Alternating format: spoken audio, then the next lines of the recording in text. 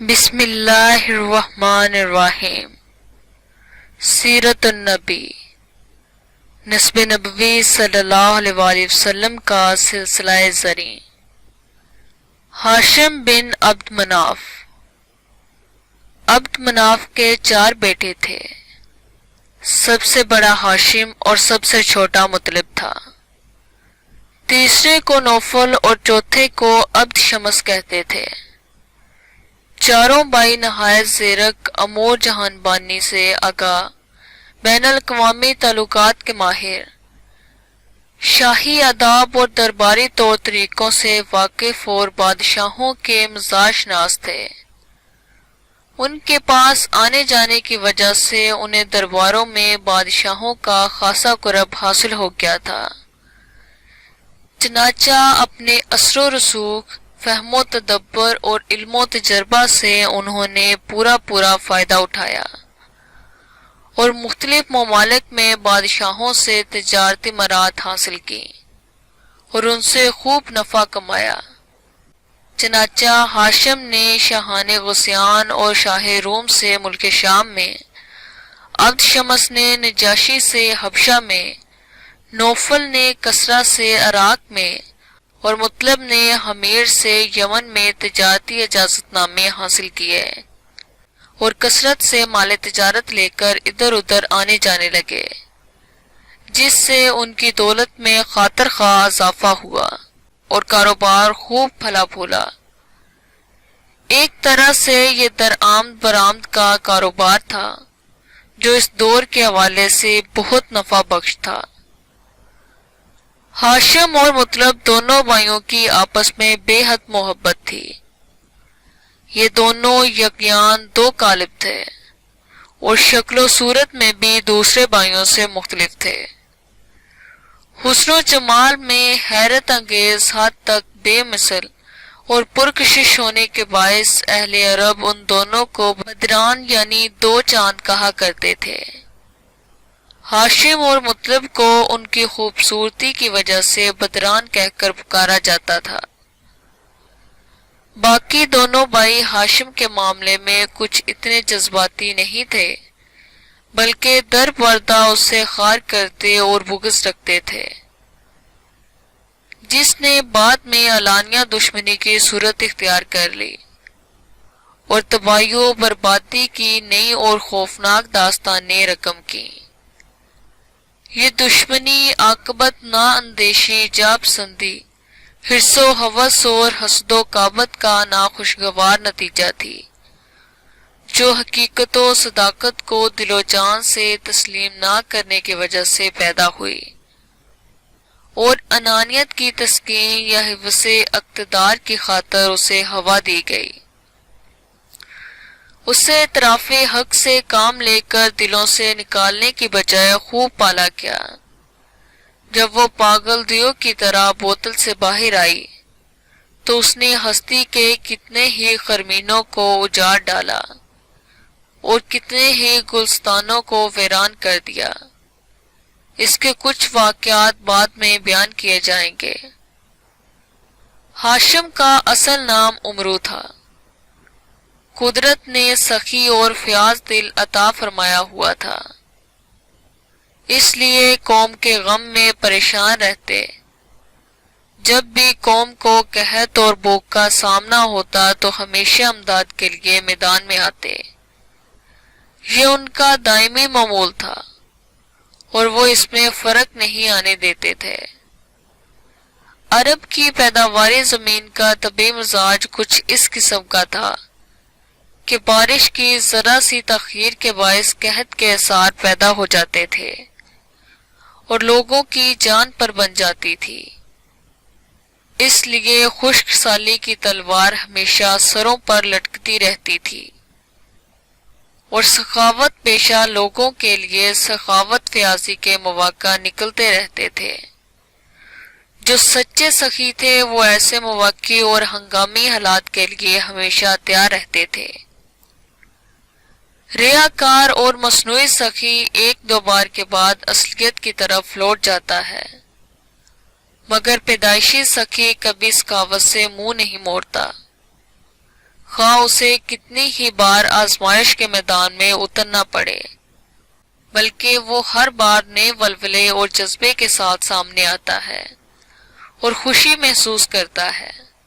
اس کی خوشی طبع خواہ پیشہ کے مطابق عمل کرنے میں ہوتی ہے، اس لیے وہ عطا و بخشش سے بالکل نہیں گھبراتا، بلکہ ہر بار بڑھ چڑھ کر حصہ لیتا ہے۔ حضرت ہاشم اسی قسم کے پیدائشی اور فطری سخی تھے، جو ہر موقع پر مخلوق کے خدا کی خدمت کے لیے کمر کس کے میدان میں آ جاتے اور سب جمع پونجی لٹا دیتے تھے۔ ایک دفعہ اسی معمول نے انہیں عمروں سے ہاشم بنا دیا۔ ہوا یوں کہ بارش رک گئی۔ خشک سالی نے عوام کو بے حال و پریشان کر دیا۔ آہستہ آہستہ فاقوں تک نوبت آ گئی۔ عمروں سے غربا و مساکین اور مفلوق الحال عوام کی یہ حالت نہ دیکھی گئی۔ کچھ اونٹ ذبح کیے، گوشت کا شوربہ بنایا، روٹی پکوا کر توڑ توڑ کر شوربے میں بگوئی اور اسے سورید کی شکل دے دی۔ پھر بھوکے لوگوں کو دعوت عام دی اور بلایا کہ آ کر سورید کھا لیں۔ جب بھوکے پیٹوں میں روٹی گئی تو ان کے تن ناتواں میں جان آ گئی، زبان سے دعائیں نکلیں اور وہ ویک زبان چلائے، خدا ہاشم کو سلامت رکھے جس نے ہمیں یہ روٹی توڑ کر شوربہ میں بگو کر کھلائی ہے۔ ہاشم توڑنے والے کو کہتے ہیں، چونکہ انہوں نے عوام کو اپنے ہاتھوں سے روٹی توڑ توڑ کر کھلائی تھی، اس لیے انہیں عوام کی طرف سے یہ حقیقت افروز لقب ملا، جو قیامت تک ان کی اس حسین صفت انسان دوستی اور پاکیزہ خصلت کی یاد تازہ کرتا رہے گا۔ حضرت ہاشم بھی نور نبوت کے امانداروں میں سے تھے، اس لیے ان پر حسن نشاور ہوتا تھا، اور حقیقت شناس لوگ اس نور کو لوٹنے کی تدبیریں سوچتے رہتے تھے، اور نور محمدی کی شعائیں ان کے چہرے پر درخشاں اور کرنیں زوفشاں رہتی تھیں۔ جب بھی کوئی پادری دیکھتا تو ہاتھ چوم لیتا تھا۔ حضرت ہاشم جدھر سے گزرتے اشیاء ان کے حضور جھک جاتی اور سجدہ کرتی۔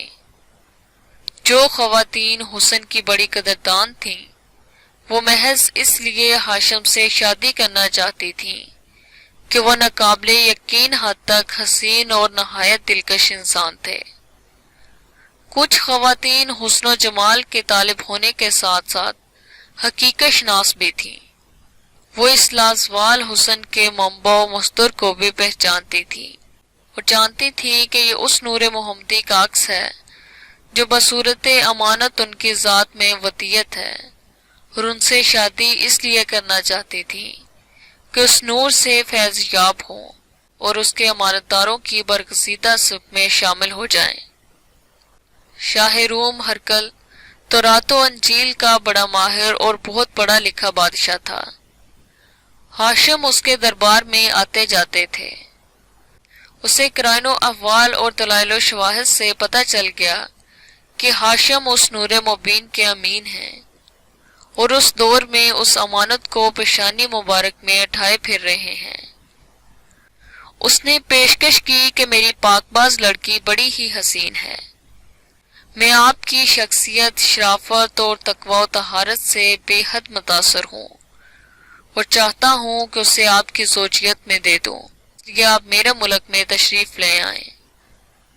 روم کے بادشاہ ہرقل نے جناب ہاشم کی طرف پیغام بھیجا کہ میری ایک نادرہ روزگار بیٹی ہے، آج تک کسی عورت نے ایسی حسین خوبصورت لڑکی نہیں جنی، آپ فوراً چلے آئیں، میں اس کے ساتھ آپ کا نکاح کرنا چاہتا ہوں، کیونکہ مجھے پتہ چلا ہے کہ آپ بڑے ہی سخی اور کریم الطبع انسان ہیں۔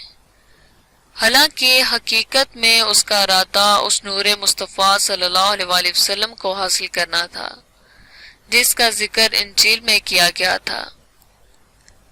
عبد مناف کی وفات کے بعد بڑا بیٹا ہونے کے ناطے باپ کی جانشینی ہاشم کے حصے میں آئی۔ جب رفادہ سقایا کا انتظام انہوں نے سنبھالا تو ان کے حسن و تدبر کی سارے عرب میں دھوم مچ گئی۔ چونکہ طبیعت پہلے ہی سخی اور قریب نواز تھی، اس لیے انہوں نے حجاج اور قریب عوام پر جود و کرم کی بارش کر دی۔ احسان مند طبیعتوں پر اس کا اثر ہونا لازمی تھا، جس کا نتیجہ یہ نکلا کہ ہر شخص کی زبان پر ہاشم کا نام جاری ہو گیا۔ یہ کیفیت امیہ بن عبد شمس کی حاسد طبیعت پر برق خاطف بن کر گری اور اس کا آرام و سکون لٹ گیا۔ امیہ حضرت ہاشم کا بھتیجا اور مرتبے میں بہت چھوٹا تھا مگر مزاج میں خست تھی، اس لیے ہاشم کی قدر و منزلت برداشت نہ کر سکا۔ اس لیے اس نے ایسی حرکات شروع کر دی جس سے ہاشم کی بنی ہوئی ساکھ خراب ہو جائے اور عزت خاک میں مل جائے۔ وہ حسد کے باعث بہت ہی پس سطح پر اتر آیا۔ اس نے اپنے سسر بہما کو ساتھ ملایا اور اس سے اپنے منصوبے سے آگاہ کیا۔ اس نے کہا چونکہ عربوں میں دستور ہے کہ وہ نسبی برتری ثابت کرنے کے لیے دوسروں کو چیلنج کرتے ہیں، اس لیے میں بھی ہاشم کے ساتھ مناظرہ کروں گا۔ وہ میدان میں آ کر اپنی برتری ثابت کرے، ورنہ سخاوت کی نمائش سے باز آ جائے اور سستی شہرت حاصل کرنے کا یہ طریقہ ختم کر دے۔ سنجیدہ مزاج ہاشم کے نزدیک یہ ایک بے معنی سی بات تھی۔ اس طفلانہ حرکت کا اس نے کوئی نوٹس نہ لیا اور خاموش رہا، مگر دوستوں نے کہا امیہ کی طبیعت میں چھچورا پن ہے، جواب ضروری ہے ورنہ وہ بات کو بڑھا دے گا۔ مقابلہ کی صورت یہ قرار پائی کہ کاہن خزائی کو ثالث بنایا جائے، وہ جو فیصلہ دے وہ فریقین کو قبول ہو۔ چنانچہ ایک روز پنچایت میں سب لوگ اکٹھے ہو گئے۔ کاہن خزائی کو بیچ میں بٹھا لیا۔ اس نے فریقین کے دلائل سننے کے بعد فیصلہ دیا کہ دوستو، انصاف کے کچھ تقاضے ہوتے ہیں جس میں اپنے پرائے رشتہ دار اور اجنبی کو نہیں دیکھا جاتا۔ جو شخص عدالت کی کرسی پر بیٹھا ہو اس کا فرض ہوتا ہے کہ سچ بولے اور سچ کے سوا کچھ نہ کہے۔ اس وقت میرا بھی یہی منصب ہے، اس لیے میں سچ کے سوا کچھ نہ کہوں گا۔ دوستو، حقیقت یہی ہے کہ ہاشم کا حسب و نسب آفتاب سے زیادہ روشن ہے۔ اس وقت وہ دنیا کا معزز ترین انسان ہے۔ نسب میں اس سے برتر ہونے کا دعویٰ کرنے والا بالکل جھوٹا اور افتراء پرداز ہے۔ میں اس پر تاوان ڈالتا ہوں کہ ہاشم کو 50 اونٹنیاں دے اور اس کے لیے سزا تجویز کرتا ہوں کہ 10 سال کے لیے ملک چھوڑ دے۔ امیہ پر یہ بات بجلی بن کر گری، اس کی ساری شیخی تری کی تری رہ گئی اور شوخی کرکری ہو گئی۔ برتری کا خواب پریشان ہو گیا، منہ لٹکا کر اٹھا، 50 اونٹنیاں دی اور 10 سال کے لیے ملک شام چلا گیا۔ یہ پہلی عداوت تھی جو ہاشم اور امیہ کے درمیان واقع ہوئی۔ ہاشم بین الاقوامی تجارت کے ماہر تھے، کاروباری نکتے انہیں ازبر تھے اور وہ اچھے کاروبار کے لیے نت نئی تدبیریں سوچتے رہتے تھے۔ اس دور میں سفر کا تصور بھی سوہان روح تھا۔ ایک جگہ سے دوسری جگہ جانے کی صعوبتوں اور دشواریوں کا تصور کر کے لوگ کانپ جاتے تھے۔ ایک ملک سے دوسرے ملک جانا جو شیر لانے سے کم نہ تھا۔ ان دشوار ترین حالات میں انہوں نے 2 تجارتی سفروں کا انتظام اور آغاز کیا۔ ایک سفر موسم سرما میں اور ایک موسم گرما میں کیا جاتا تھا۔ جب تجارتی قافلے روانہ ہوتے تو پورے مکہ میں میلے کا سما ہوتا اور جب مال لے کر واپس آتے تو پورے شہر میں گہما گہمی ہو جاتی۔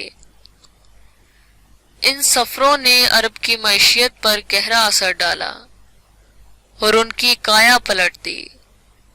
انہیں ان سفروں کے ساتھ بڑی دلچسپی پیدا ہو گئی۔ قرآن مجید نے سورۃ القریش میں اسی کا ذکر کیا ہے۔ قریش کے انس و الفت کے باعث جو انس انہیں موسم سرما اور موسم گرما کے دونوں تجارتی سفروں کے ساتھ ہے، یہ انس ان کے حق میں راستے کے خطرات نہ ہونے کی وجہ سے پیدا ہوا ہے، اور ان خطرات کو ان کے رب نے مٹایا ہے۔ انہیں چاہیے کہ وہ اسی گھر کے رب کی عبادت کریں جس نے ان کی بھوک کو مٹایا اور خوف کو امن سے بدلا ہے۔ ایک عربی شاعر نے ہاشم کی سخاوت اور تجارت کی اسفار کا ذکر اپنے اشعار میں اس طرح کیا ہے: ہاشم وہ شخص ہے جس نے مکہ مکرمہ میں اپنی قحط زدہ اور بھوک سے نڈال قوم کے لیے سورید تیار کیا اور موسم سرما اور موسم گرما میں 2 تجارتی اسفار کی بنیاد ڈالی۔ ایک ایسا ہی تجارتی سفر درپیش تھا۔ ہاشم پورے اہتمام کے ساتھ ملک شام کی طرف روانہ ہوئے۔ مدینہ منورہ میں قیام کیا۔ اس وقت اسے یثرب کہتے تھے۔ قبیلے کے سردار عمرو بن لبید تھے۔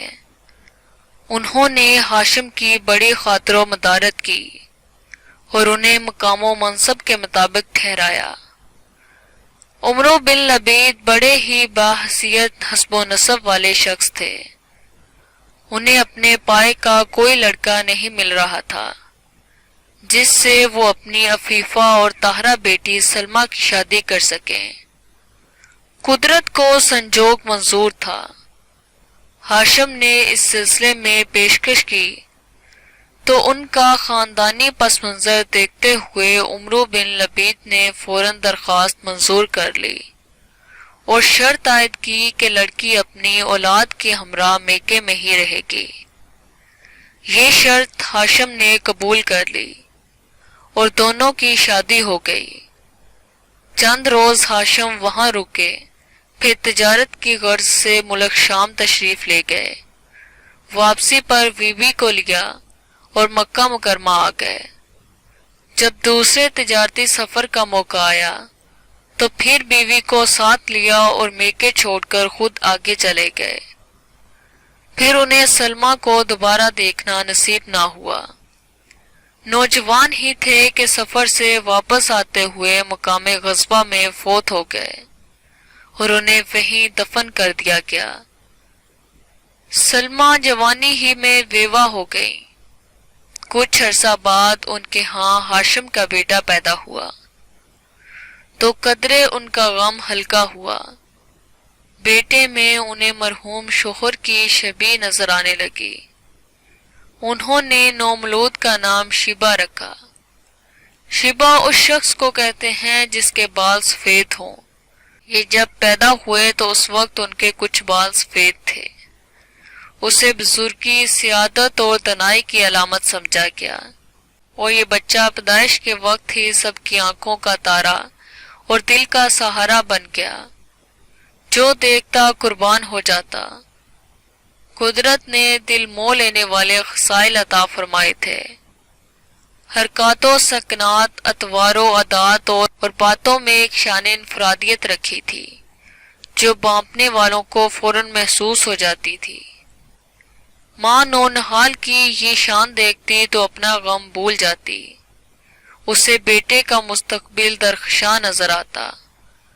وہ تصور میں اسے سیادت کی کرسی پر بیٹھا دیکھتی تو خوشی سے بے قابو ہو جاتی اور سینے سے چپکا کر خوب پیار کرتی۔ اسی طرح دن گزرتے رہے اور شیبہ 7 سال کا ہو گیا۔ شکریہ۔